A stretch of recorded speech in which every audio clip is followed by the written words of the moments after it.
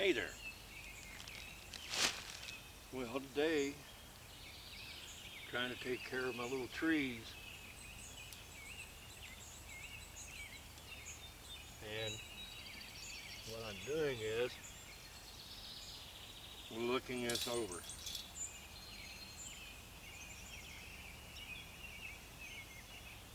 This is a grafted tree I did this year. I shared it with you. Uh, oh, grafted on the 18th of May. Did a number of grafts of this tree. I worked this tree over heavy. Now, my concept is you can't just graft it and forget about it. You got to keep an eye on it. You got to take care of it.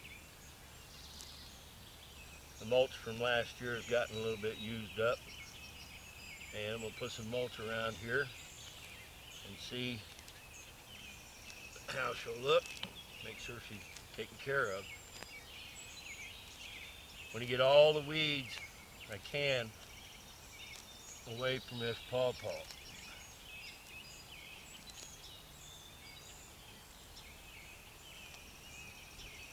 There.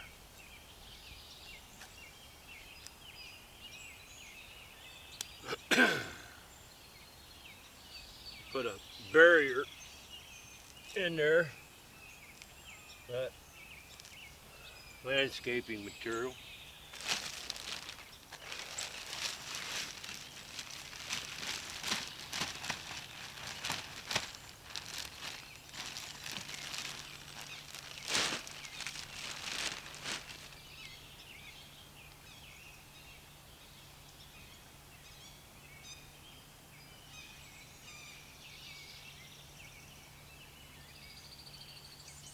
There, got that up, all done.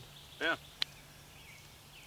I grafted 11 pieces of scion into this, as you all know. And like I said, for me, I don't like to graft and just forget about it. I'm looking the tree over, got little nipples of green from the root stock trying to come up, or trying to come out of the root stock. I'm gonna go through and get rid of all that. I don't want that root stock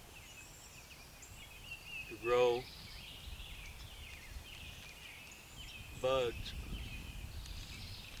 Try to keep this cleaned up as best I can. My concept is want nothing but the scion to grow.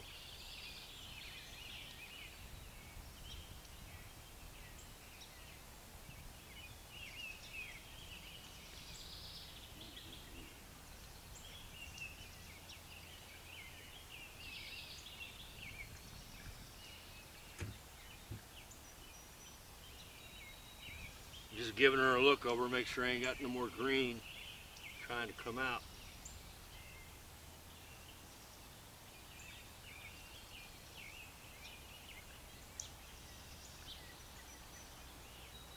You know, grafting trees has been a unique journey for me. And right here, like I said, I have 11 pieces of scion grafted.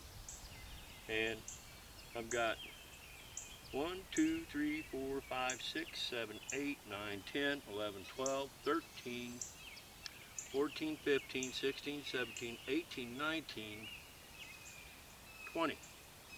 Got 20 buds that have cracked through the parafilm.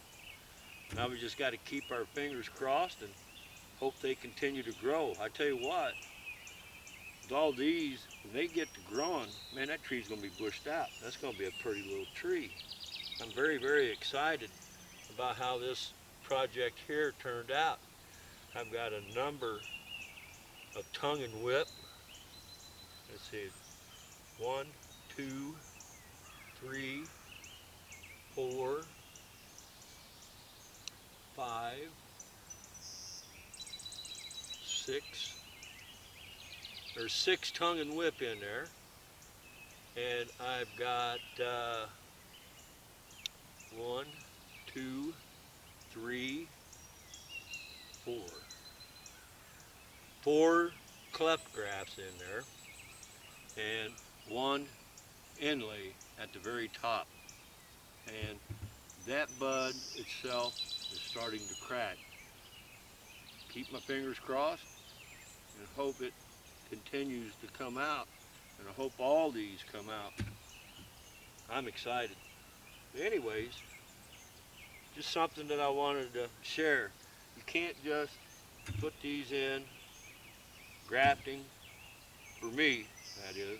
I don't know what you do as an individual with your project, but for me, I can't just graft these and forget about them. I like to stay on top of them. I like to think that I'm caring for them. I like to think I'm caring for them properly. Get this all put back together here.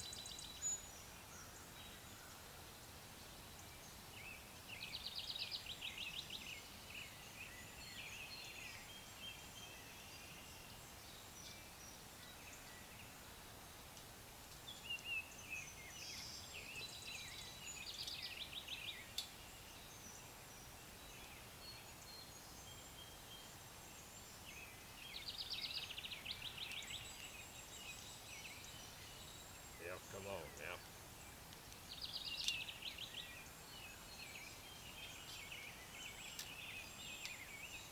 There.